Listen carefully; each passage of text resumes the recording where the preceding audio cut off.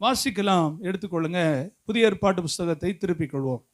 புதிய ஏற்பாட்டு புஸ்தகம் மத்தேயு சுவிசேஷம் 13ஆம் அதிகாரம். கேளுங்கள், விதைக்கிறவன் ஒருவன் விதைக்க புறப்பட்டான். அவன் விதைக்கையில் சில விதை வழியருகே விழுந்தது. பறவைகள் வந்து அதை பட்சித்து போட்டது. சில விதை அதிக மண்ணில்லாத கற்பாறை இடங்களில் விழுந்தது. மண் ஆழமாய் இராததினால் அது சீக்கிரமாய் முளைத்தது. வெயில் ஏறின போதோ தீய்ந்து போய் வேர் இல்லாமையால் உலர்ந்து போயிற்று.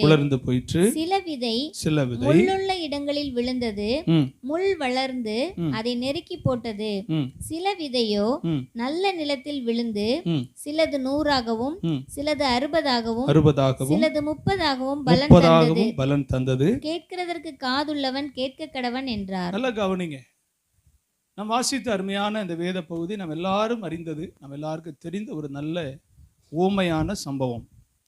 ஆண்டவராகிய இயேசு கிறிஸ்து சொன்ன ஒரு அருமையான ஒரு ஓமையான ஒரு விளக்கம்.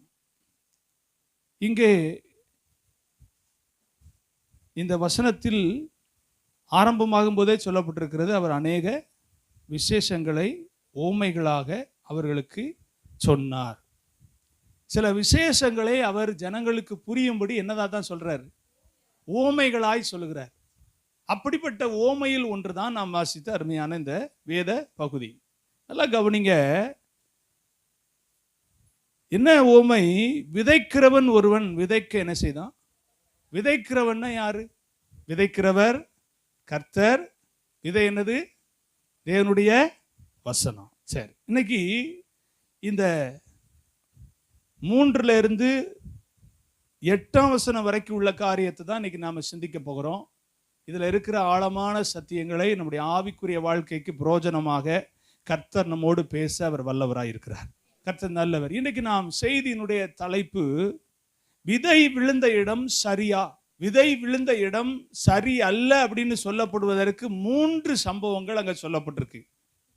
சரி என்று சொல்லப்படுவதற்கு 1 தான் சொல்லப்பட்டிருக்கிறது. ஆகவேதான் இப்படி ஒரு கேள்விக்குறியோடு கர்த்தருடைய வசனத்தை தியானிக்க தேவன் நமக்கு உதவி செய்வாராக. ஆமே. நல்ல கவனிங்க. தேவனுடைய வசனம் விதைக்கப்படுகிறது. இந்த உலகத்துல பல வழிகளில் பல விதங்களில் வசனமானது விதைக்கப்பட்டு கொண்டே என்ன செய்கிறது? இப்ப நாம இங்க ஆண்டவர் விதைச்சுக்கிட்டு இருக்கிறாரு. இதே நேரத்துல உலகத்தின் பல இடங்களில் என்ன செய்கிறது? வசனமானது சொல்லுங்களேன், விதைக்கப்பட்டு கொண்டே இருக்கிறது. சிலருக்கு காலையில 8ல இருந்து 10 மணிக்குள்ள விதைச்சு முடிச்சாச்சு. சிலருக்கு 10 மணில இருந்து 1 மணி வரைக்கும் என்ன செய்யறாங்க? விதைக்கிறாங்க. சில இடத்துல 3 மணி வரைக்கும் என்ன செய்யறாங்க? 4 மணி வரைக்கும் என்ன செய்யறாங்க? விதைக்கிறாங்க. அதோட முடிஞ்சிச்சா சாயங்காலமும் என்ன செய்யறாங்க? விதைக்கிறாங்க. எப்படியோ வேத வசனம் தேசத்தில் ஜனங்கள் மத்தியில் விதைக்கப்படுவது நல்லது. ஆமென் சொல்லுங்க. எப்படியாவது அவர்கள் வேத வசனத்தை கேட்டு அவர்களுக்குள் ஒரு மனந்திரும்புதல் உண்டாகி அவர்களுக்குள் ஒரு மாற்றம் உண்டாகி தேவ ராஜ்யத்துக்குள் வர வேண்டும் என்பது தேவனுடைய விருப்பமாய் இருக்கிறது. ஆமென் சொல்லுங்க. அப்போ விதைக்கிறவன் ஒருவன் விதைக்க என்ன செய்தான்? புறப்பட்டான். அவன் விதைக்கையில் சில விதை வழியருகே விழுந்தது. பறவைகள் வந்து அதை என்ன செய்தது? பட்சித்து போட்டது. நல்லா கவனிங்க. முதலாவது விழுந்த விதை, முதல் விழுந்த இடம் என்ன இடம்? வழி அருகே. அப்போ நாம் வைத்திருக்கிற அந்த தலைப்பின்படி விழுந்த இடம் சரியா அப்படின்னு, வழி அருகே விழுந்தது சரியா அப்படின்னு முதலாவது நாம் சிந்திக்க போகிறோம். வாசித்த வசனத்தில் சொல்லப்பட்டிருக்கிறது, முதலாவது சில விதை வழி அருகே என்ன செய்தது? விழுந்தது. விழுந்த உடனே பறவைகள் வந்து அதை என்ன செஞ்சது? வழி அருகே விழுகிற விதையை எதுதான் தூக்கிட்டு போவோம்? பறவைகள் தான் தூக்கிட்டு போவோம். இன்னைக்கு ஆவிக்குரிய வாழ்க்கையில் நான் சபைக்கு போகிறேன், நான் கிறிஸ்தவன், நான் கிறிஸ்தவ சபையில் இருக்கிறவன் என்று சொல்லப்படுகிற நாம், இந்த வேதத்தில் சொல்லப்பட்டிருக்கிற இந்த 4 இடத்தில் நாம் எங்கே இருக்கிறோம் என்பதை புரிந்து கொண்டால் இந்த விதை சரியான இடமா என்ற சரியான தீர்மானத்துக்குள் இந்த ஆராதனையில நாம வந்துருவோம். அல்லேலூயா. நல்லா கவனிங்க. முதலாவது வழி அருகே. வழி அருகே என்றால் அது நடமாடக்கூடிய ஒரு இடம். ஆமா தானே? பயணிக்கக்கூடிய ஒரு இடம், அடிக்கடி பயன்படுத்தப்பட்டு கொண்டிருக்கிற இடம், அடிக்கடி ஜனங்களும் அல்லது பிரயாணத்துக்கு பயன்படுத்தக்கூடிய வாகனங்களும் போகிற இடம் தான் என்னது? அங்கே எது விழுந்திருக்கு? ஏன் அங்க விழுந்துச்சு? ஏன்னா இவங்க எங்க தான் ஏற்றுக்கொண்டு இருக்கிறாங்க, இவங்களுடைய வாழ்க்கை எங்க தான் இருக்கு, இவங்களுடைய நிலைமை எங்க தான் இருக்குன்னா வழி அருகே தான் இருக்கிறது. அல்லேலூயா, தேவனுடைய நாமத்துக்கு மகிமை உண்டாகட்டும். இந்த வழி அருகே அப்படிங்கிற வார்த்தையை கொஞ்சம் வேதத்துல நாம கொஞ்சம் உற்று பார்ப்போமானால் நீங்க வாசிக்கலாம். ஆதியாகம புஸ்தகம் அதனுடைய 16ஆம் அதிகாரம் 7, 8, 9 வாசிச்சீங்கன்னா அங்க சொல்லப்பட்டிருக்கிறது, கர்த்தருடைய தூதனானவர் சூருக்கு போகிற வழி அருகே, நல்ல கவனிங்க, வனாந்தரத்திலே சூருக்கு போகிற வழி அருகே இருக்கிற, என்ன அருகே? வழி அருகே இருக்கிற நீருற்றண்டையில் கண்டு, நீருற்றண்டையில் கண்டு, சாராயின் அடிமை பெண்ணாகிய ஆகாரே, சாராயின் அடிமை பெண்ணாகிய ஆகாரே, எங்கே இருந்து வருகிறாய்? நீ எங்கே இருந்து வருகிறாய்? எங்கே போகிறாய்? நீ எங்கே போகிறாய் என்று கேட்டார். அவள், ம், நான் என் நாச்சியார் ஆகிய ம், சாராயை விட்டு ம், ஓடி போகிறேன் என்றாள். ம், அப்பொழுது கர்த்தருடைய தூதனானவர், ம், நீ உன் நாச்சியார் அண்டைக்கு ம், திரும்பி போய் ம். அவள் கையின் கீழ் அடங்கியிரு என்றார். போதும். நல்ல வழி அருகே விதைக்கப்பட்ட விதையினுடைய அனுபவம் எப்படி இருக்குன்னா, அது பலன் கொடுக்க கூடாத அளவுக்கு, தேவனண்டை அடங்கி இருக்க கூடாதபடிக்கு, தேவனோடு கூட நெருங்கி இருக்க முடியாதபடிக்கு ஓடி போகக்கூடிய அனுபவத்துக்குள்ளதான் என்ன செய்யும்? கொண்டு வரும். தேவனோடு நிற்க விடாது, தேவனோடு அமர்ந்திருக்க விடாது, தேவனுடைய வசனத்தின் மேல பிரிய வைக்க விடாது. கொஞ்சம் விருப்பம் இருக்கும், அப்புறம் என்ன செய்யும்? உலகம் என்ன செய்யும்? நீ அங்க ஓடு, நீ அங்க ஓடு, நீ அங்க செய், நீ இங்க இரு, நீ அவங்கள போய் பாரு, இப்படி ஓட வைக்கும். அடங்கி இருக்க பண்ணாது. நல்லா கவனிங்க, வழி அருகே இருக்கிறவருடைய அனுபவம் எப்படி இருக்குன்னா ஓடி போகக்கூடிய அனுபவமா இருக்கு. அடங்கி இருக்கக்கூடிய அனுபவத்தை அங்க இல்லாமல் போக பண்ணுகிறது. வழி அருகே இருக்கிற அனுபவம், தேவனுடைய வசனம் விழுந்தாலும், வார்த்தை கிடைச்சாலும், உபதேசம் கிடைச்சாலும் நாம இருக்கணும், இங்கே தரித்திருக்கணும், இங்க நாம தேவனை தொழுது கொள்ளணும், தேவன் நமக்கு செய்யற காரியத்தை புரிந்து கொள்ளணும்.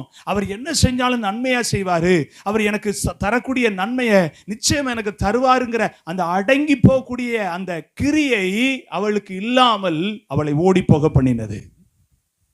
அல்லேலூயா.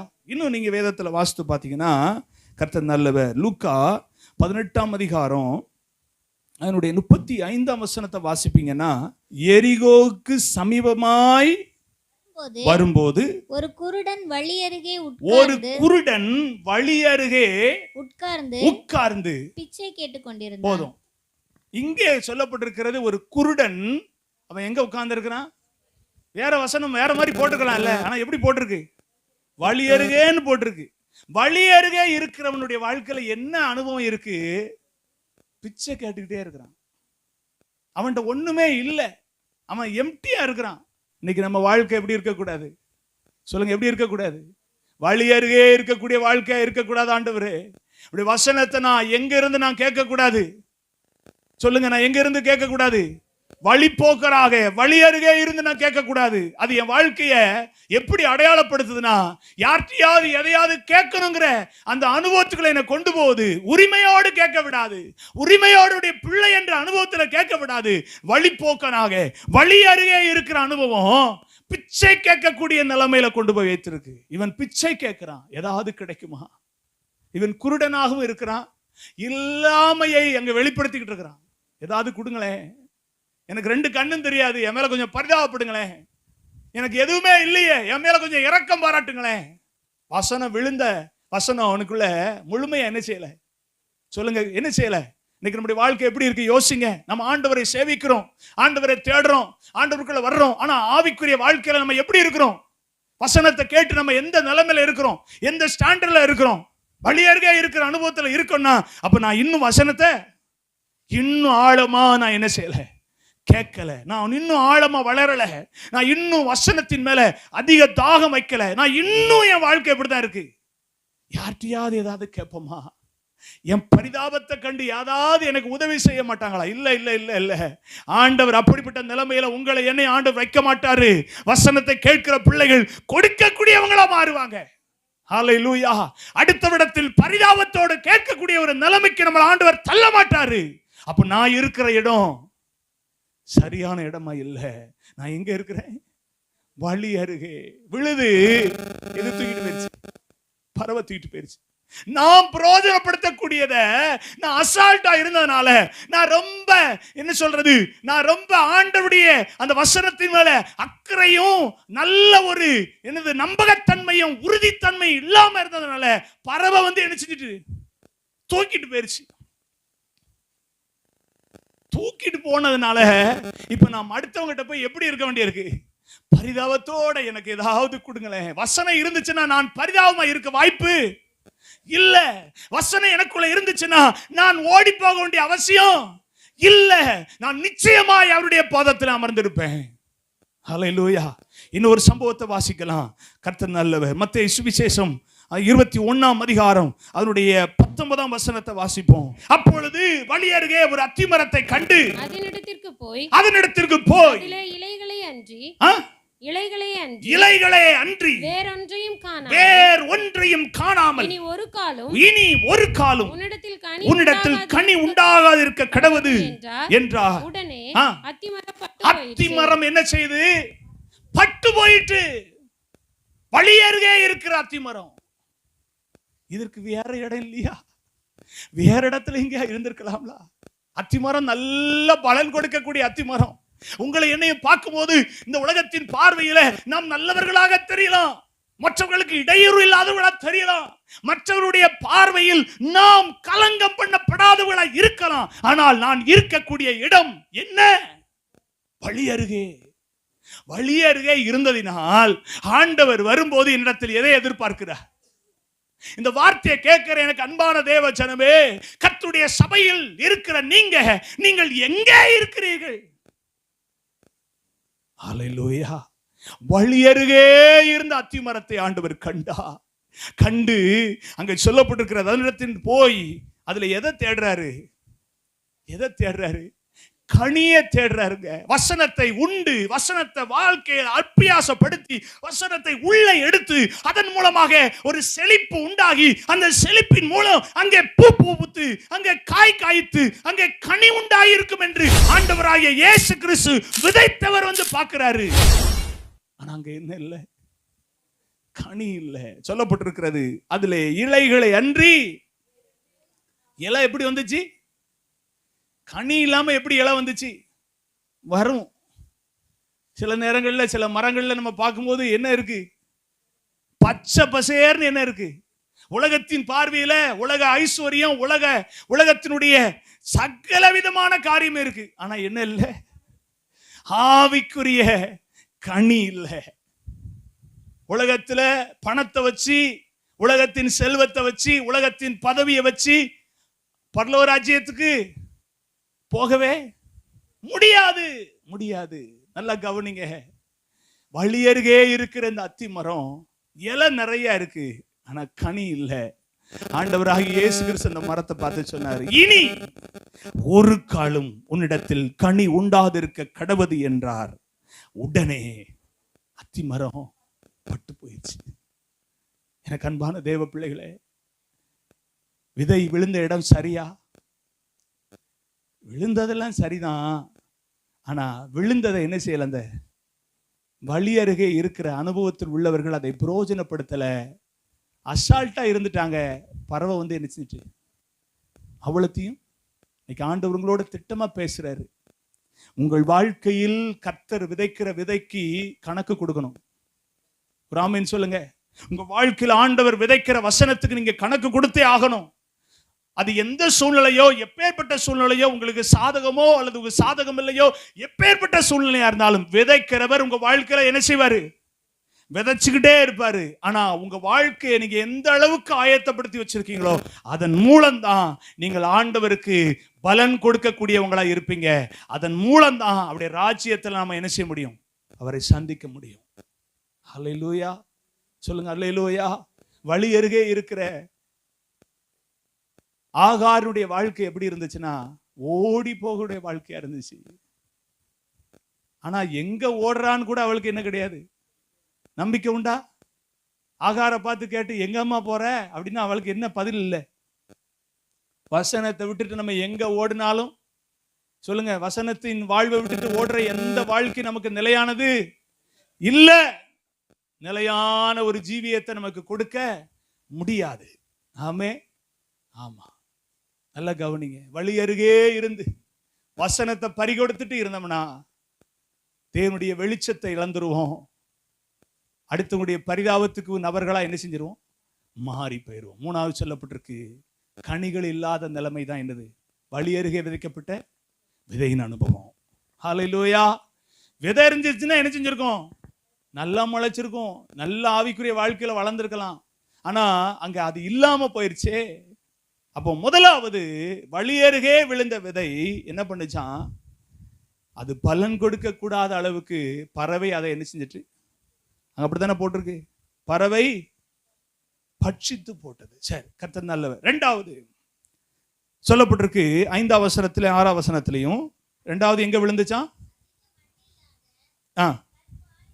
அதிக மண்ணில்லாத கற்பாறையில் விழுந்தது. மண் ஆழமாய் இராததினால் சீக்கிரமாய் முளைத்தது. வெயில் ஏறின போதோ தீந்து போய் வேறில்லாமையால் உலர்ந்து போயிற்று. நல்ல கவனிங்க. ரெண்டாவது விழுந்த இடம் என்ன இடம்? கற்பாறை. சரி, கற்பாறைன்னா என்ன? கற்பாறை எத்தனை பேருக்கு பிரயோஜனமா இருக்கும்னு நினைக்கிறீங்க? நிச்சயமா கற்பாறை மிகவும் பிரயோஜனம்னு என்ன செய்ய முடியாது. ஆமா, நம்முடைய வாழ்க்கையில நாம ஒரு காலத்துல எப்படிதான் இருந்தோம்? கற்பாறையா தான் இருந்தோம். என்னதான் சொன்னாலும் என்ன செய்யல, கேட்கல. இன்னைக்கு அநேகருடைய வாழ்க்கையிலையும் என்ன சொன்னாலும் என்ன செய்ய மாட்டேங்குது, உள்ள போகவே மாட்டுக்கு. நான் இப்படிதான் அப்படின்னா அது என்னதான் சொல்லணும்? ஆமா, கற்பாறைன்னு தான் சொல்லணும். இங்க சொல்லப்பட்டிருக்கு சில விதை மண்ணில்லாத, அதிக மண்ணில்லாத.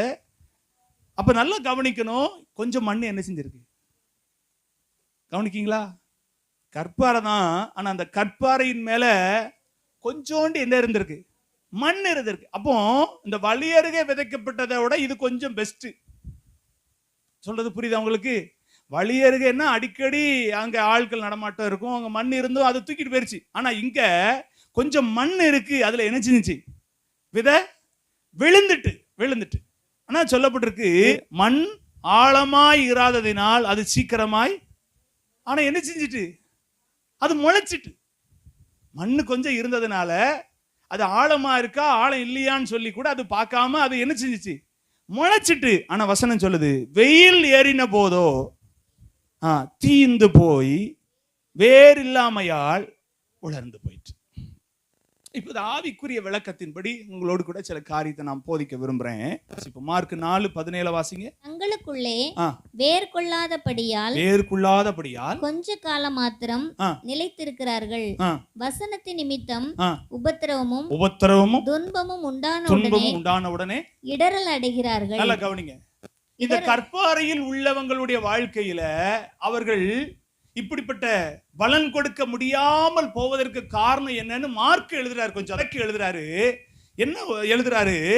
அப்படியே வசனத்தை கேட்டவுடனே அதை சந்தோஷத்தோடு ஏற்றுக்கொண்டும் தங்களுக்குள்ளே வேர் கொள்ளாதபடியால் கொஞ்ச காலம் மாத்திரம் நிலைத்திருக்கிறார்கள்.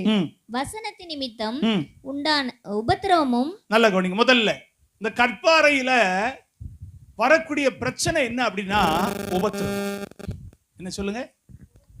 வசனத்தின் நிமித்தம் வருகிற, அதாவது முதல்ல வளரும் போது எப்படி இருக்கு? சிவஜோதியா இருக்கு, அப்படியே நல்லா இருக்கு. ஆவிக்குரிய வாழ்க்கை ரொம்ப சூப்பரா இருக்க, இந்த வாழ்க்கை ரொம்ப சூப்பரா இருக்கு. ஆனா அந்த வேர் கொஞ்சம் ஆழமா போகும்போது அங்க என்ன இருக்கு? அங்க மண்ணு இல்ல, அடுத்து என்னதான் இருக்கு? பாறை தான் இருக்கு.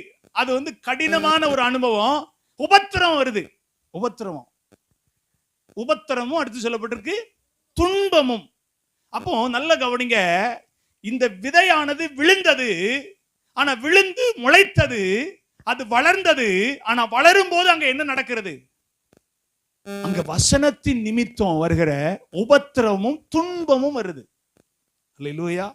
அப்போ உபத்திரமும் வரும்போது, துன்பம் வரும்போது நிலைக்கிறதா அப்படின்னு கொஞ்சம் கவனிச்சு பார்க்கணும். அப்படி நம்ம நிலைக்க முடியலன்னா நம்ம எந்த கேட்டகரியில இருக்கிறோம்? கற்பாறையில இருக்கிறோம். கற்பாறையில கொஞ்சோண்டு இருந்த மண்ணுல என்ன செஞ்சிருக்கு?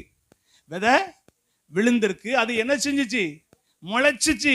ஆனா அது நீடித்திருக்கும்படி அதற்கு தடையா என்ன இருக்குன்னா உபத்திரவமும் துன்பமும் என்ன செய்யுது? ஆமா பாஸ்டர், நாங்க ரட்சிக்கப்பட்டோம், சபைக்கு வந்தோம், ஆனா எங்க வாழ்க்கையில இருக்கிற உபத்திரவத்துக்கு கணக்கே இல்லை பாஸ்டர். நாங்க எப்படிதான் நிலைக்க போறோமோ தெரியல, நாங்க எப்படிதான் நிக்க போறோமோ தெரியல. நான் உங்களுக்கு அன்பா சொல்லுவேன், வசனத்தை விசுவாசிக்கிற, வசனத்தை உண்மையாய் கேட்கிற ஜனங்களுடைய வாழ்க்கையில உபத்திரவத்திலையும் துன்பத்திலையும் நிலைத்து நிற்க முடியும். ஆமென் சொல்லுங்க. அப்போஸ்தலனாகிய பவுல் சொல்றார், நாங்கள் கட்டுகளுக்கு நடுவுல, உபத்திரவங்களுக்கு நடுவுல கர்த்தரை நாங்கள் ருசிக்கிறோம். ஆமென், அல்லேலூயா சொல்லுங்க. நீங்க நல்ல வேதத்துல வாசித்து பார்த்தீங்கன்னா அப்போஸ்தலனாகிய பவுல் எழுதின நிருபங்கள் முக்கால்வாசி சிறைச்சாலையிலிருந்து எழுதினது. எங்க சிறைச்சாலைக்குள்ள இருந்து ஒரு மனுஷன் ஒரு நிருபத்தை எழுதுறாருன்னா அப்ப அவர் எந்த அளவுக்கு மனநலம் உள்ளவரா இருந்திருப்பாரு? அவனுக்கு எவ்வளவு கஷ்டம் இருந்திருக்கும், அவனை எவ்வளவு நிந்திச்சிருப்பாங்க, அவனை எவ்வளவு ட்ரீட் பண்ணியிருப்பாங்க, அவனை எவ்வளவு கேவலமா, எவ்வளவு அவனை கீழ்த்தரமா நினைச்சு பேசியிருப்பாங்க. அவனுக்கு என்னெல்லாம் கிடைச்சிருக்கும், என்ன கிடைச்சிருக்காது. ஆனா அதன் மத்தியிலையும், அந்த கட்டுகளின் மத்தியிலும், அந்த உபத்திரவத்தின் மத்தியிலையும் சபையை திடப்படுத்தும்படி நிருபம் எழுதுறாரு. இவர் சந்தோஷம் இல்லாம இருந்தாலும் சபையை பார்த்து சொல்றாரு, நீங்கள் சந்தோஷமா இருங்கன்னு எழுதுறாரு, நீங்கள் பொறுமையா இருங்கன்னு எழுதுறாரு, உங்கள் விசுவாசத்தில் நீங்கள் இன்னும் வளருங்க அப்படின்னு எழுதுறாரு. ஆனா இவர் இருக்கிற நிலைமை என்ன? இவருக்கு பயங்கரமா இருக்கு.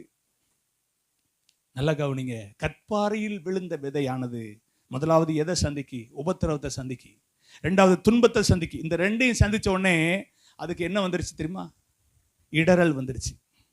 அது பலன் கொடுக்க முடியாதபடிக்கு தேய்ந்து அது காய்ந்து போகக்கூடிய ஒரு சூழ்நிலைக்கு வந்துடுது. இதுதான் கற்பாறையில் விழுந்த விதையினுடைய மார்க் 1:34 வாசிங்க. பலவிதமான வியாதிகளினால் உபத்திரவப்பட்டிருந்த அநேகரை அவர் சொஸ்தமாக்கி அநேகம் பிசாசுகளையும் துரத்தி விட்டார். ஆமென். நல்ல கவனிங்க. இங்க சொல்லப்பட்டிருக்கிறது வியாதி என்கிற உபத்திரவம் சொல்லப்பட்டிருக்கு. உபத்திரவம் வரும்போது, துன்பம் அதிகரிக்கும் போது, வியாதி என்ற துன்பமும் வியாதி என்ற உபத்திரமும் வாழ்க்கையில பெருகும் போது வசனம் உங்க வாழ்க்கையில என்ன செய்யாது? பலன் கொடுக்காது. அது வரைக்கும் தான் மெயின்டைன் பண்ணும். அல்லேலூயா. ஆமா, கர்த்தர் நல்லவர். இப்ப நான் பேசிட்டு இருக்க மைக் இருக்கு, என்னதான் அங்க கரண்ட் எல்லாம் கொடுத்திருந்தாலும் இங்க இருக்கிற பேட்டரி அது எவ்வளவு நேரம் சார்ஜ் இருக்கோ அப்படிதான் இந்த பவரை என்ன செய்யும்? இழுத்து என்ன செய்யும்? ரிசீவ் பண்ணி கொடுக்கும். இதனுடைய பவர் குறைஞ்சிட்டுனா நான் என்ன கத்துனாலும், அங்க எவ்வளவு கரண்ட் வந்தாலும் இந்த வாய்ஸ் அங்க என்ன செய்யாது? சொல்லுங்க, போகவே போகாது. நான் கத்துன்னு கத்தி நான் கத்துறதுனால போயிருன்னா அது ஒருபோதும் அது சாத்தியமான ஒன்று கிடையாது. நல்லா கவனிங்க. வசனம் கொஞ்சம் இருக்கு, இதை வச்சு என் வாழ்க்கையை ஓட்டிடுவேன், கற்பாறையில இருந்தாலும் நான் இப்படியே என் வாழ்க்கையை மெயின்டைன் பண்ணிக்கிறேன், இப்படியே நான் போய்கிடுறேன் அப்படின்னா நிச்சயமா சொல்ல முடியும், அவர் விதைச்ச விதை உங்க வாழ்க்கையில சரியான இடத்துல விழல அப்படின்னு தான் ஆண்டவர் ரிசல்ட் கொடுப்பாரே தவிர, இல்ல கொஞ்சமாவது வளர்ந்துச்சுலா, கொஞ்சமாவது முளைச்சுச்சுலா, உபத்திரம் வர்ற வரைக்காவது வந்துச்சுலா, துன்பம் வர்ற வரைக்கும் வந்துச்சுலான்னு சொல்ல மாட்டார். ரிசல்ட் எதை பார்ப்பாரு? இடறலா இடறல் இல்லையான்னு பார்ப்பாரு. ஏத்துல சொல்லப்பட்டு உலகத்துல உங்களுக்கு உபத்திரவம் இல்லைன்னு சொல்லலையே ஆண்டவர். என்னதான் சொல்லியிருக்காரு? உண்டுன்னு தான் சொல்லியிருக்காரு. அப்ப நம்ம சுவிசேஷம் சொல்லும்போது எப்படிதான் சொல்லணும்? இன்னும் எப்படிதான் சொல்லணும்? உபத்திரவம் உங்களுக்கு உண்டு. ஆனா வசனம் சொல்லுது, ஆனாலும் திடன் கொள்ளுங்கள், நான் உலகத்தை ஜெயித்தேன். எப்போ தெரியுமா? திடன் கொள்ளணும். உலகத்துல உபத்திரம் வரும்போது இந்த வசனத்தை கொண்டு நம்ம என்ன செய்யணும்? திடப்படுத்தணும். ஒரு ஆமென் சொல்லுங்க. அப்படி திடப்படுத்தும் போது அவர் உலகத்தை ஜெயித்தார்னா அவருடைய பிள்ளைகளாகிய நாமும் உலகத்தை, அப்ப அதுக்கு நடுவுல இருக்கிறது என்ன? வசனத்தினால் நம்மை திடப்படுத்துறது. அந்த அனுபவம் வேணுமே. அந்த அனுபவம் இல்லாம நாம முன்னேறலாம், நம்ம வளர்ந்துடலாம்னா வாய்ப்பு இல்லை. அப்ப நல்ல கவனிங்க. கற்பாறையில் விழுந்த விதையானது அது கொஞ்சம் மண் இருந்தனால அது என்ன செஞ்சு? முளைத்தது. முளைத்து அது ஆழமா வேற விடும்போதுதான் என்ன பிரச்சனை வருது? உபத்திரவம்னு ஒரு பிரச்சனை வருது, துன்பம்னு ஒரு பிரச்சனை வருது. இதை பார்த்த உடனே அந்த விதை சொல்லுது, இதுக்கு மேல என்ன செய்ய முடியாது, இன்னும் முளைக்க முடியாது.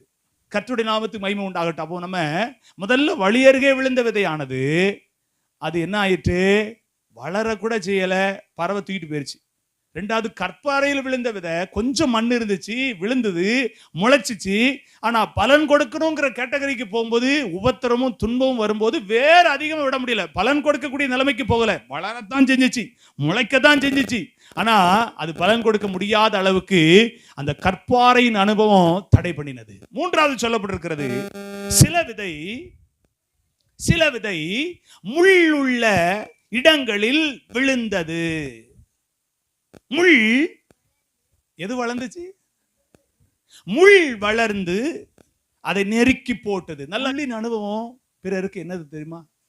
நெருக்கக்கூடிய அனுபவம், பிறருக்கு இடைஞ்சலை உண்டாக்குற அனுபவம், பிறருக்கு உபயோகமற்ற ஒரு சூழ்நிலை, மற்றவர்களை குத்துகிற, மற்றவர்களை குறை கூறிக்கொண்டே இருக்கிற அனுபவம் தான் என்னது? முள்ளின் அனுபவம். ஆனா முள்ளுல போய் என்ன செஞ்சிருச்சு? அப்ப என்னன்னு அர்த்தம்? முள்ளு இருந்த இடத்துல கொஞ்சம் கேப் என்ன செஞ்சிருக்கு? கொஞ்சம் கேப் இருந்திருக்கு. நல்லா கவனிங்க, முள்ளுள்ள இடத்தில் விதை விழுந்தது, ஆனா வளர்ந்தது எது வளர்ந்தது? அந்த விதை வளர்றதுக்கு முன்னால எது வளர்ந்துச்சு? முள்ளு வேகமா வளர்ந்து அதை என்ன செஞ்சிச்சான்? நெருக்கி போட்டதான். வளரக்கூடாத அளவுக்கு, வசனத்துல வளர்ந்து பலன் கொடுக்க கூடாத அளவுக்கு குடும்பத்தினாலையும், சொந்தக்காரர்களாலையும், நண்பர்களாலையும், அல்லது பந்த ஜனங்களாலையும், அல்லது உறவுக்காரராலையும் சில நேரத்தில் நம்ம என்ன செய்யப்படுறோம்? நெருக்கப்படுறோம். வசனம் நமக்குள்ள விழுந்து வளரக்கூடாத அளவுக்கு நாங்க இருக்கிறோம், எங்களோட கொஞ்சம் ஒத்துப்போங்க, எங்களோட கொஞ்சம் அப்படியே செஞ்சு போனோம். இல்லனா சொல்லுங்க, குத்துவோம். இல்லனா என்ன செய்வோம்? குத்துவோம், நெருக்குவோம், கொடுக்க மாட்டோம். நாங்க உங்க கூட நாங்க சேர நிக்க. இப்ப நமக்குள்ள என்ன தோணுது? வசனமா? வளரணுமா? இது வேணுமா? இது வேணுமா? இது வேணுமா? உடனே நம்ம நினைக்கிறோம், எப்படியும் கொஞ்சம் நம்ம எப்படிதான் போகணும், இதை கூட கொஞ்சம் பேஸ் பண்ணி தான் என்ன செய்யணும். வளர மாட்டோங்க, வளரவே மாட்டோம். அது நம்ம வாழ்க்கையில கடைசி வரைக்கும் நம்மளை என்ன செஞ்சுக்கிட்டு தான் இருக்கும்? நெருக்கிக்கிட்டே தான் இருக்கும், குத்திக்கிட்டே தான் இருக்கும். ஒருவேளை அவங்க சொல்லுகிற வார்த்தை நம்பப்படக்கூடிய வார்த்தையா இருந்தாலும் நாளைக்கு அந்த வார்த்தை என்ன செய்யும்? இடத்துக்கு தகுந்தாற் போல, சூழ்நிலைக்கு தகுந்தாற் போல மாறும். ஆனா தேவன் ஒருபோதும் மாற மாட்டா. உங்களை ஆண்டவர் எங்க விதைக்க நினைக்கிறாரு? முள்ளுள்ள இடத்துல அல்ல. முள்ளுள்ள இடத்துல வளர முடியாது, நெருக்கி போடும், நெருக்கி போடும். நீங்க வேதத்துல வாசித்து பாத்தீங்கன்னா, உபாகம புஸ்தகம் 28:57 வசனத்தை வாசிக்கும் போது அங்க சொல்லப்பட்டிருக்கிறது, உன்னை முற்றுகை போட்டு நெருக்கும் காலத்தில் சகலமும் குறைவுபடுவதினால் அவைகளை ரகசியமாய் தின்னுவான். நல்ல கவனிங்க, நெருக்கும் போது என்ன வந்துரும்? சகலமும் என்ன வந்துரும்? குறைவு வந்துரும். கொஞ்சம் நம்ம தேறி வருவோம், நெருக்க நெருக்க என்ன ஆகும்? குறைவு வரும். இன்னைக்கு ஆண்டவர் உங்க வாழ்க்கையில உங்களோட திட்டமா பேசுற. நீங்க எந்த கேட்டகரியில இருக்கீங்க? சகலமும் குறையப்பட்ட நிலைமையில இருக்கீங்கன்னா நீங்க எங்க விழுந்திருக்கீங்க? முள்ளுக்குள் விழுந்திருக்கீங்க, வளர்ந்திருக்கீங்க. ஆனா நீங்க இன்னும் வீரியம் கொண்டு வளரக்கூடாத அளவுக்கு நெருக்குவதினால் நீங்கள் என்ன செய்யப்பட்டுக்கிட்டு இருக்கீங்க? சகலத்திலையும் குறைப்பட்டு கொண்டே இருக்கீங்க, குறைப்பட்டுக்கிட்டே இருக்கீங்க. இன்னும் வேதத்துல வாசித்து பார்த்தீங்கன்னா நிறைய சம்பவங்களை நெருக்கத்தினால் வருகிற காரியத்தை நம்ம பார்க்க முடியும். நல்லா கவனிங்க, நான் வேகமா உங்களுக்கு சொல்ல நான் ஆசைப்படுகிறேன். நெருக்கம் ஒரு மனுஷனுடைய வாழ்க்கையில வளர விடாது. அல்லேலூயா, அல்லேலூயா. நல்லவங்களா தான் இருப்பாங்க நம்ம பார்வையில, ஆனா அவங்க நமக்கு யாரா இருப்பாங்க? சொல்லுங்க, முள்ளா இருப்பாங்க. ஜெபிப்பதற்கு அவங்க யாரா இருப்பாங்க? தேவ சமூகத்தில் வருவதற்கு யாரா இருப்பாங்க? தேவனுடைய சமூகத்தில் அதிக முக்கியத்துவம் கொடுக்காத அளவுக்கு யாரா இருப்பாங்க? என்ன நீ எப்ப பார்த்தாலும் ஜபம் ஜபம் ஜபம், ஆராதனை ஆராதனை, என்னத்தை தான் கண்ட நீ? அப்படி போய் என்னத்தை நீ கண்டுட்ட அப்படின்னு ஒரு வார்த்தையை போட்டோன்னே நமக்குள்ள என்ன செய்யும்? ஆமாண்ணே, அதுவும் சரிதானே, என்னத்தை கண்டுட்டோம் அப்படின்னு நினைச்ச உடனே எங்க சகலமும் டெம்பரேச்சர் என்ன செஞ்சிடும்? குறைஞ்சிரும். அப்புறம் அடுத்து வந்து பார்த்துட்டு என்ன குறைஞ்சிட்டுனா காரணம் யாரு? நம்ம தான். நெருக்குகிறதை கண்டு எனக்குள் நான் ஏற்பட்ட சிந்தனையானது என் வாழ்க்கையில் இருந்த ஆசீர்வாதத்தை அப்படி என்ன செய்து குறைவு பண்ணுகிறது. நல்லா கவனிங்க, ஆவிக்குரிய வாழ்க்கையில ஒரு மனிதன் வளரணும்னா நெருக்கமில்லாத ஒரு நிலைமைக்குள் அவன் இருக்க வேண்டும். ஆமீன் சொல்லுங்க. வசனத்தை தாராளமாய் ருசிக்க வேண்டும். வசனத்தை தாராளமாய் தன்னுடைய வாழ்க்கையில் அப்பியாசப்படுத்த வேண்டும். வசனத்தின் படி வாழ்வதற்கு எந்த உறவுகளும், எந்த நண்பர்களும், எந்த சொந்தங்களும் எனக்கு முள்ளாக நிற்க கூடாது. எனக்கு அவர் ஒருவரே உறவாகவும் உரிமையாகவும் இருப்பாரானால் நான் வளருவேன். நான் நாட்டப்பட்ட இடத்திலே அவருக்காக பலன் கொடுப்பேன். அதை எவராலும் தடுத்து நிறுத்த முடியாது. நான் சகலத்திலும் வளருவேனே தவிர குறைபட மாட்டேன். விழுந்த இடம் முள், நெருக்கி போட்டது. அங்க வசனம் சொல்லுகிறது, நெருக்கி போட்டது. நெருக்கி போட்டதுனால் என்ன நடந்துச்சு? வளர முடியவில்லை. அல்லேலூயா. நெருக்கி போட்டதுனால என்ன செய்ய முடியல? வளர முடியல. வளர்ந்து ஒரு பக்கம் வரும்போது அதற்கான இடவசதி இல்லை. அல்லேலூயா. ஆமா, கர்த்தர் நல்லவர். சின்ன வயசுல பாத்தீங்கன்னா, இப்போ இருக்கிற பிள்ளைகளை விட அந்த காலத்துல, அந்த காலத்துக்கு மழை வரும் பார்த்தீங்களா? மழை வரும்போது இந்த எருக்குழிலாம் பார்த்தீங்கன்னா தக்காளி செடி முளைச்சிருக்கும், சொரைக்காய் செடி முளைச்சிருக்கும், அப்புறம் பார்த்தீங்கன்னா பீக்கங்காய் கொடி வளர்ந்துருக்கும், பூசணி இதெல்லாம் வளரும். அப்போ பார்த்தோன்னே அது நம்ம கண்ணில் பட்டுருமா? அதுலேருந்து எப்படியும் பலன் என்ன செஞ்சிடலாம், பறிச்சிடலான்னு சொல்லி ஒருத்தட்டையும் சொல்கிற கிடையாது. அந்த பக்கம் நம்ம ஃப்ரெண்ட்ஸை கூட அந்த பக்கம் கூட்டு போகிற கிடையாது. கூட்டு போனால் அவன் பிடிங்கிடுவான், இல்லைனா ஏதாவது பண்ணிடுவான்னு சொல்லிட்டு அவனை வேற பக்கமாக கூட்டு போய் டெய்லி காலையில் போய் பார்க்கறது. வளர்ந்துருக்கா, வளர்ந்துருக்கா, பூ பூத்துருக்கா, காய் காய்ச்சிருக்கா, பார்த்துக்கிட்டே இருக்குது.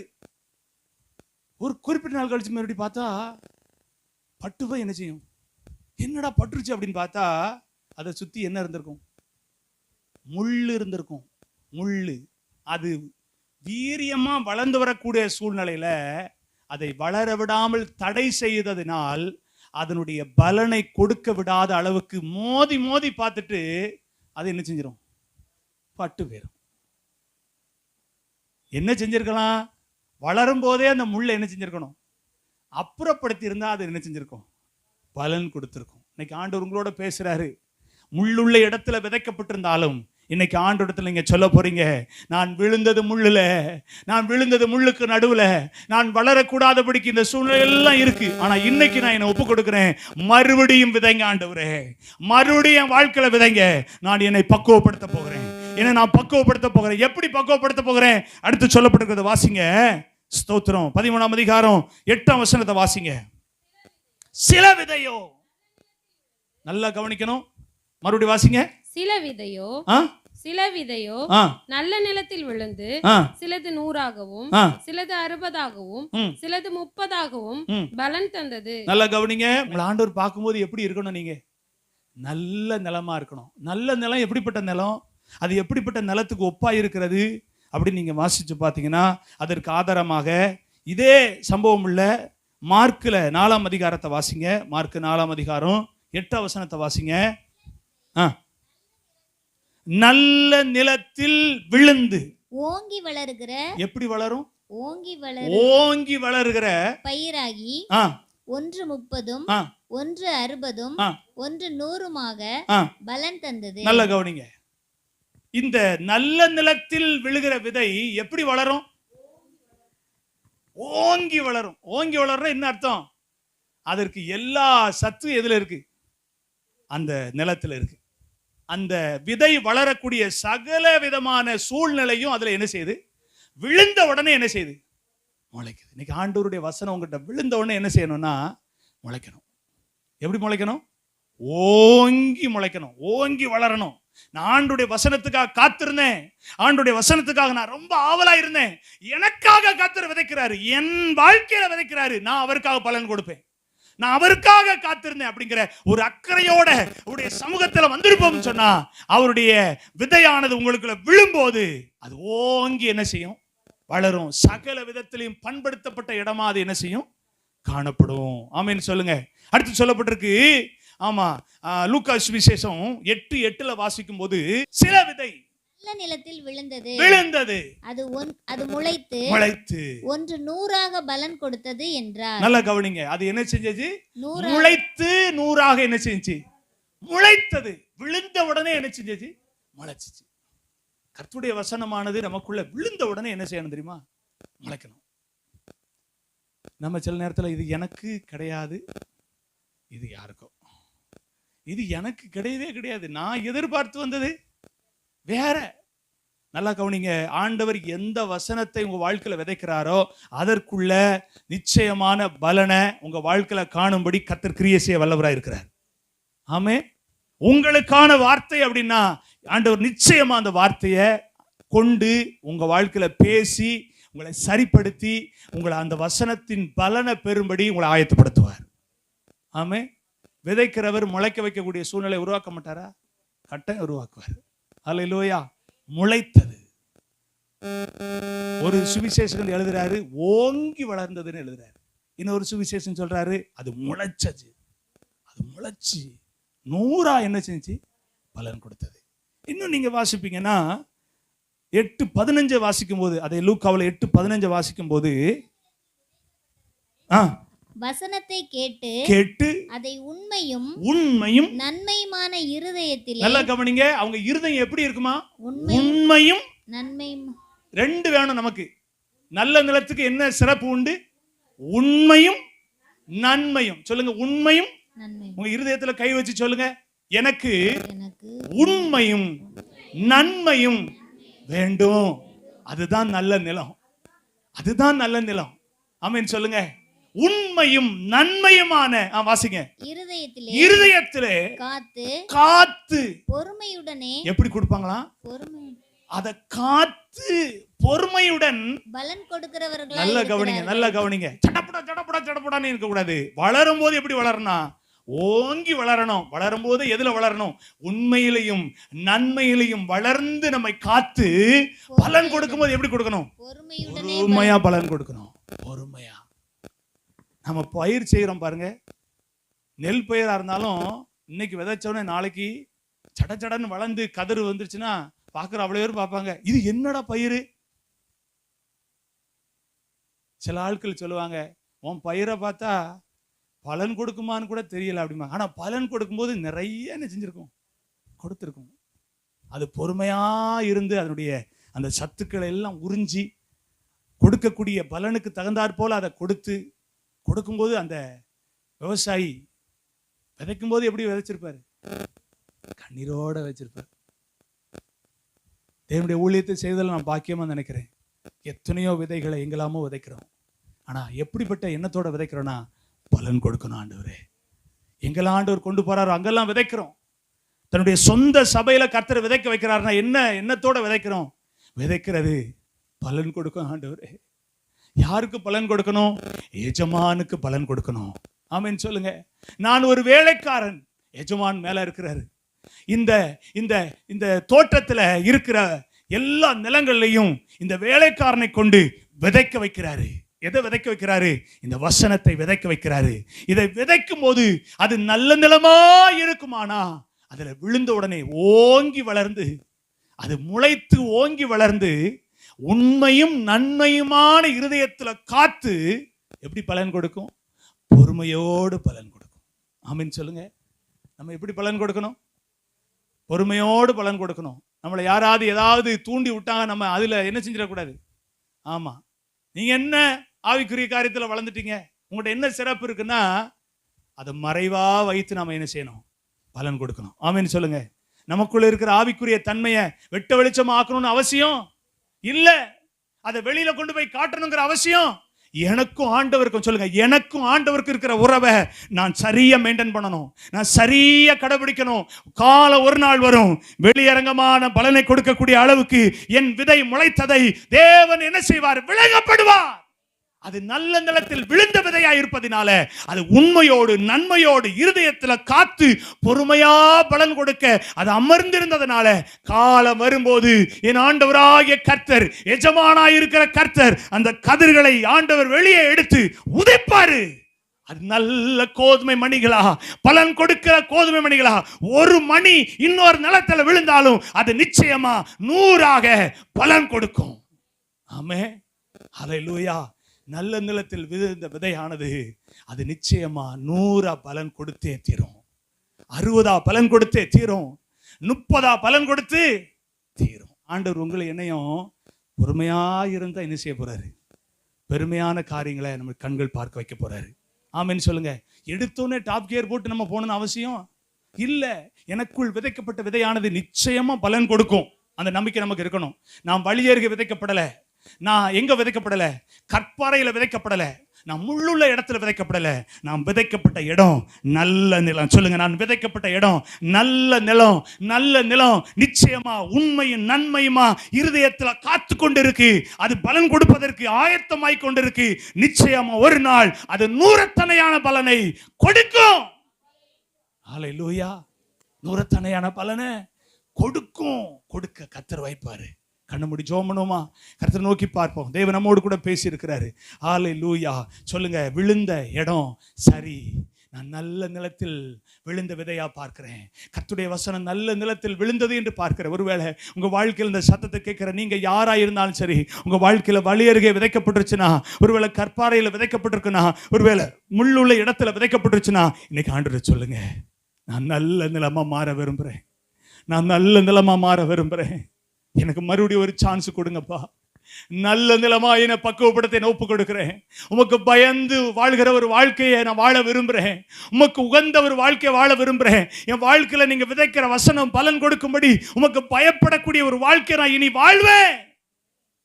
என் வாழ்க்கையில ஆண்டவரே உண்மையும் நன்மையுமா இருதயத்தில் வசனத்தை காத்து பொறுமையோடு உமக்கு நூறத்தனையான பலனை கொடுக்க இந்த ஒப்பு கொடுக்கிறேன்னு சொல்லி வாயை திறந்த ஆண்டவரை பார்த்து ஜெபம் பண்ணுங்க. ஹல்லேலூயா, ஹல்லேலூயா, ஹல்லேலூயா. ஆண்டவரே, எங்களை அர்ப்பணிக்கிறோம், எங்களை அர்ப்பணிக்கிறோம், எங்களை அர்ப்பணிக்கிறோம். நன்றி, நன்றி அப்பா. தேவனே, எங்களை அர்ப்பணிக்கிறோம்னு சொல்லுங்க. எஸ், ஹல்லேலூயா. கொஞ்சம் வாயை திறந்து, கொஞ்சம் வாயை திறந்து கொஞ்சம் பேசுங்க. கொஞ்சம் வாயை திறந்து பேசுங்க. உங்க இருதயத்தில் இருக்கிற காரியத்தை ஆண்டவர்கிட்ட சொல்லுங்க. கொஞ்சம் பேசுங்களேன். கொஞ்சம் வாயை திறந்து ஆண்டவரை பார்த்து, ஆண்டவரே, நான் நல்ல நிலமா தான் இருக்கணும். என் மேல ஆண்டவரே விதைக்கப்படுகிற விதை அது நல்ல முறையில் முளைத்து ஓங்கி வளர்ந்து பலன் கொடுக்கறதுல பொறுமையா பலன் கொடுக்கணும். ஆமா, உண்மை நன்மை இருதயத்துல காத்து பொறுமையா பலன் கொடுக்கும்படி நான் ரொம்ப கவனத்தோட நான் வளரணும். நான் ரொம்ப கவனமா என்னை நான் பராமரிக்கணும்.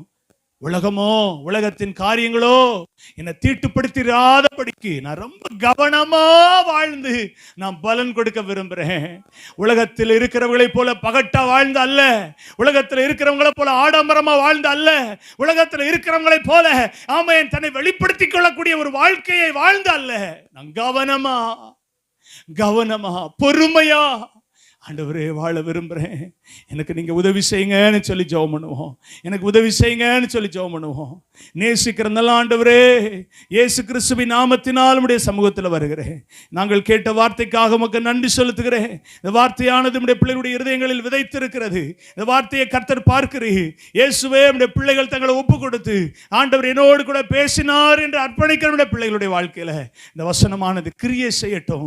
இந்த வசனமானது கிரியை செய்யட்டும். நம்முடைய பிள்ளைகளுடைய இருதயங்களில் விதைத்த விதையானது அது நூறத்தனையான பலனை கொடுக்கக்கூடிய இடமாய் மாறட்டும். வழி அருகே கொண்டு போகிற வாழ்க்கை வேண்டாம். கற்பாறையின் வாழ்க்கை வேண்டாம். முள்ளுள்ள இடங்களில் உள்ள வாழ்க்கை வேண்டாம். நல்ல நிலத்தின் வாழ்க்கை வேண்டும். அது எங்களுக்கு வேண்டும்பா. அது எங்களுக்கு தாங்கப்பா. நான் உலகத்துல வாழ்ந்து ஏதோ கடமைக்காக வாழ்ந்த வாழ்க்கையை முடிக்க விரும்பல. என் வாழ்க்கையில விதைக்கப்படுகிற விதையானது நல்ல நிலத்தில் விழுந்த விதையா என் ஆண்டவருக்கு, என் எஜமானுக்கு பலன் கொடுக்கிற ஒரு வாழ்க்கையாக நான் வாழ விரும்புறேன்ப்பா. இதுவரைக்கும் நான் வாழ்ந்த வாழ்க்கை போதும். சம்பாதிக்கணும், நிறைய பொருள் சேர்க்கணும், அதை செய்யணும், இதை செய்ய நினைக்கிற எண்ணங்கள் இருந்தது போதும். நான் கர்த்தருக்காக பலன் கொடுக்கணுமே. நான் எல்லா சூழ்நிலையிலும் போய் நான் ஏமாந்து தோற்று போனது உண்மை. நான் இனி உமக்காக பலன் கொடுக்க விரும்புகிறேன். உமக்கு பயந்த ஒரு வாழ்க்கை வாழ என்னை ஒப்புக் கொடுக்கிறேன். என்னை திட்டுப்படுத்துகிறேன், என்னை அலக்களிக்கிறேன், என் வாழ்க்கை அலங்கோலமான வாழ்க்கைக்குள்ள இழுத்து செல்கிறேன். அந்த ஜீவியம் இயேசுவே எனக்கு வேண்டாம். எனக்கு நல்ல நிலத்தின் வாழ்க்கையை நான் தெரிந்து கொள்ள விரும்புகிறேன். நல்ல ஆவியானவரின் அப்படிப்பட்ட பாதையில நடத்துங்க. என்னை ஒப்பு கொடுக்கிறேன்னு ஜெபிக்கிற பிள்ளைகளுடைய வாழ்க்கையில நீங்க அசைவாடி கிரியை செய்யுங்க. உங்க நாமத்தை மகிமைப்படுத்துங்க. என்ன நோக்கத்துக்காக இந்த வார்த்தையை பிரசங்கிக்க தேவனாகிய கர்த்தர் எனக்குள்ள ஒரு ஆண்டவரே உணர்வை கொடுத்தீங்களோ, அந்த உணர்வு உம்முடைய பிள்ளைகளுடைய வாழ்க்கையில கிரியை செய்யட்டும். உம்முடைய இருதயத்தை உம்முடைய பிள்ளைகளுடைய இருதயங்களில் வெளிப்படுத்தி இருக்கு என்று நான் விசுவாசிக்கிறேன்.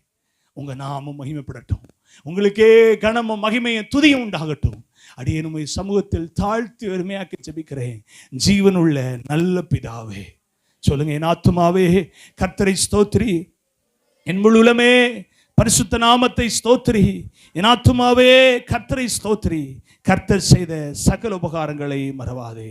அவர் உன் அக்கிரமங்கள் எல்லாம் மன்னித்து உன் நோய்கள் எல்லாம் குணமாக்கி உன் பிராணனை அழிவுக்கு விலக்கி மீட்டு உன்னை கிருபையினால் இரக்கங்களினால் முடிசூட்டி நன்மையால் உன் வாயை திருப்தியாக்குகிறார். கழுகுக்கு சமணமாய் உன் வயது திரும்ப வாழ வயது போலாகிறது. ஆமென். நம்முடைய கர்த்தராகிய இயேசு கிறிஸ்துவினுடைய கிருபையும் பிதாவாகிய தேவனுடைய அன்பும் பரிசுத்த ஆவியினுடைய ஐக்கியமும் சமாதானமும் சந்தோஷமும் உங்கள் அனைவரோடு கூட இன்றைக்கு இருந்து காத்து நடத்துவதாக. ஆமென். அல்லேலூயா, அல்லேலூயா, அல்லேலூயா. கர்த்தர் உங்களை ஆசீர்வதிப்பாராக. ஆமென், ஆமென். ஸ்தோத்திரம்.